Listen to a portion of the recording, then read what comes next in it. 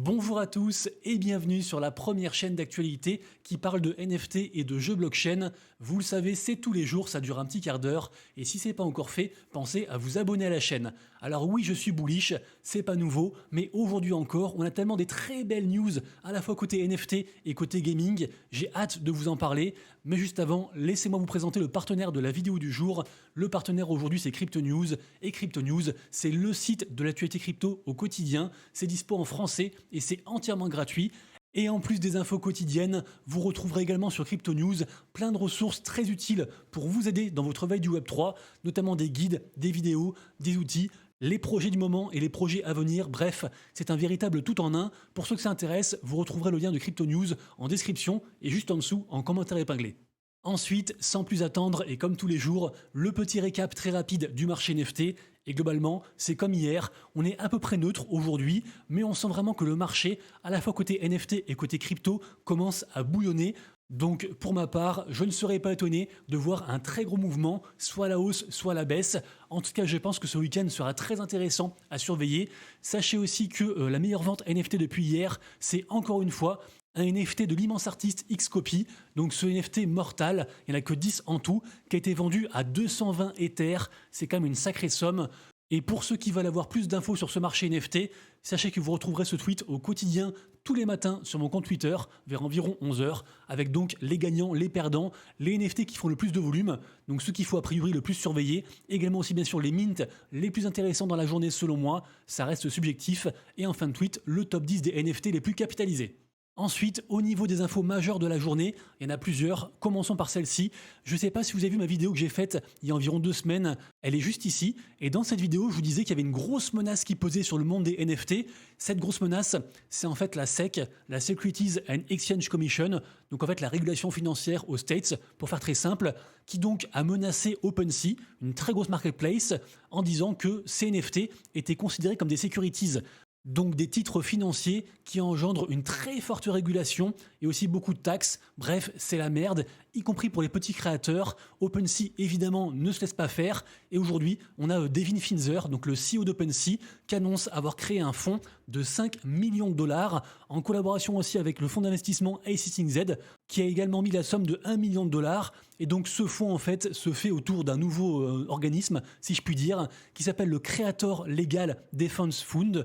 Donc il se laisse pas faire, c'est une très belle chose. Et en parallèle de ça, on a aussi l'immense collectionneur d'art NFT, Cosimo de Medici, Snoop Dogg, de sa vraie identité, qui s'est allié avec Beeple, un des plus grands artistes NFT, un artiste très respecté, à la fois côté Web 2 et côté Web 3, un artiste qui fait une œuvre par jour, tous les jours de l'année, et donc évidemment son œuvre du jour met en lumière Gary Gensler, qui se fait par des NFT, puisqu'en effet, à la tête de la SEC, on a actuellement Gary Gensler.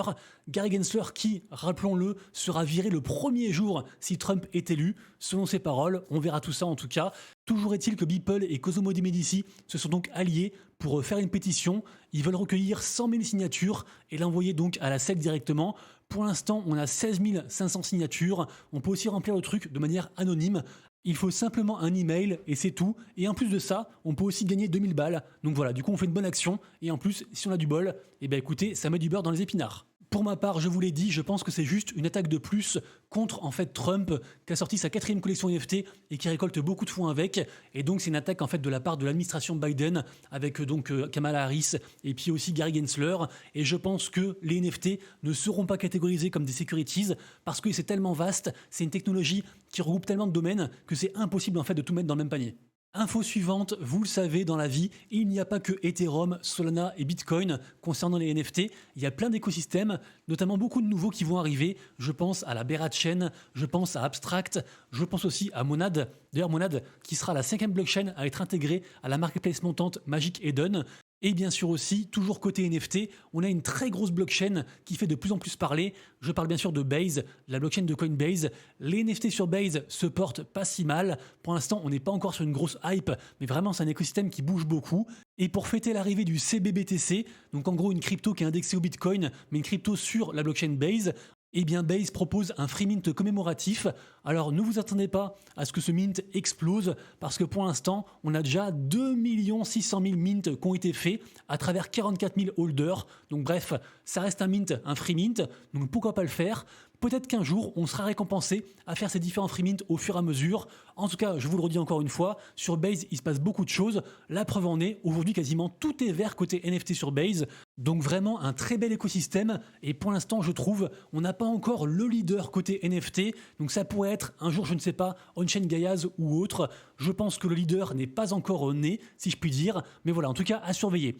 Autre écosystème à surveiller et qui est en train d'arriver, c'est l'écosystème de Azuki, qui est donc en partenariat avec la blockchain Arbitrum. Et en fait, ils ont fait leur propre blockchain, la blockchain Animcoin, dont j'ai déjà beaucoup parlé, évidemment qui surfe sur la narrative des animés et des mangas. D'ailleurs, je le rappelle, Azuki a déjà fait un premier épisode de leur animé, qui a très bien marché. Et donc, en fait, là, Azuki annonce l'arrivée du site anime.com. Donc déjà, pour acquérir le nom de domaine, bravo à eux. Cela a coûté très très cher. Également aussi, en fait, ce nom de domaine, enfin ce site, est en lien avec leur testnet. Donc on peut aller dessus. D'ailleurs, il faut le faire. Et vous le verrez, un peu comme ce que veut faire, je pense, la blockchain Abstract. Il n'y a aucune friction avec la blockchain sur leur site, parce que c'est comme ça qu'on accède à la liste d'attente. Donc pour ce faire, juste vous rentrez une adresse mail et ensuite vous aurez un gacha, une loterie à tirer. Vous pouvez la faire 3 fois et donc vous aurez 3 NFT différents avec donc des raretés différentes aussi. Sachant que on peut très bien recréer un email et donc en fait avoir tous les NFT au bout d'un moment si on le souhaite. Bref, il y a des choses plus ou moins rares. Ça aura, je pense, aussi son importance. Faites-le, ça coûte rien. Et je le rappelle aussi bien sûr, la crypto anime arrive aussi à grands pas. Évidemment, suite à cette grosse annonce, la collection principale Azuki a pumpé de 12% et passe à 5,3 Ether. Et sur de telles sommes, 12% c'est pas rien. La seconde collection, les élémentales, pareil aussi 12%. Et la troisième collection, les beans, plus 16%. Vraiment Azuki, écosystème très intéressant. Et encore plus si vous kiffez les animés et les mangas.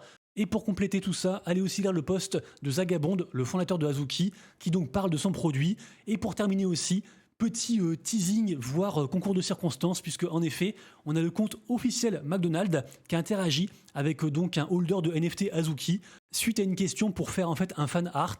Donc voilà, je pense que c'est juste un concours de circonstances, mais ça reste marrant tout de même. On pourrait imaginer un jour avoir un Mac Azuki, pourquoi pas. Ensuite, autre nouvelle assez extraordinaire. Alors vous le savez, Trump est pro-blockchain, pro-crypto, pro-NFT. D'ailleurs, il a plein de NFT, enfin il a fait ses propres NFT qui lui ont rapporté beaucoup d'argent. Et sa famille va faire un nouveau projet qui s'appelle World Libertify.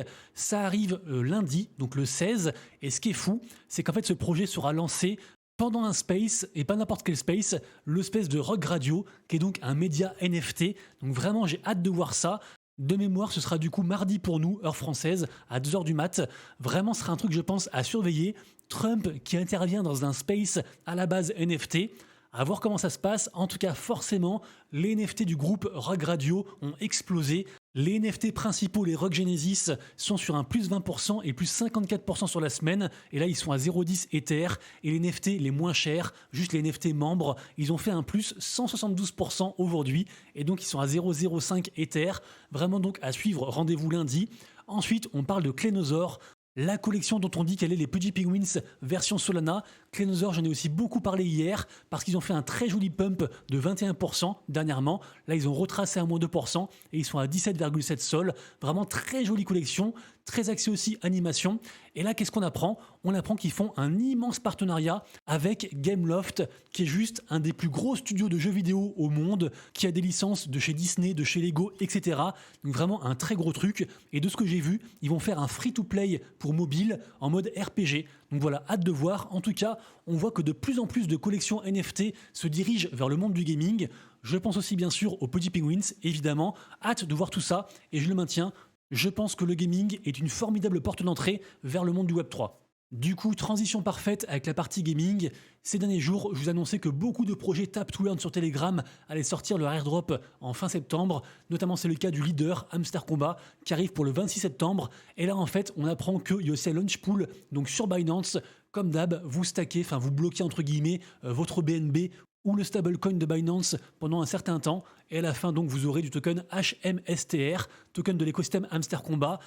Évidemment, si vous n'avez pas encore de compte Binance, vous retrouverez un lien en description juste en dessous, un lien d'affiliation qui soutient la chaîne, évidemment. En tout cas, on le rappelle, avoir ce launch pool sur Binance, c'est une immense victoire qui, en général, symbolise un très fort début pour un token. Après, on verra par la suite.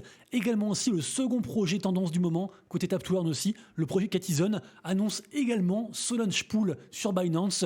Ce projet par contre arrivera plus tôt, puisque en effet son token sortira le 20 septembre, donc dans à peine une semaine. Belle victoire aussi donc pour Catizone. Ensuite, on passe sur la blockchain Ronin avec l'arrivée de Ronin Waypoint.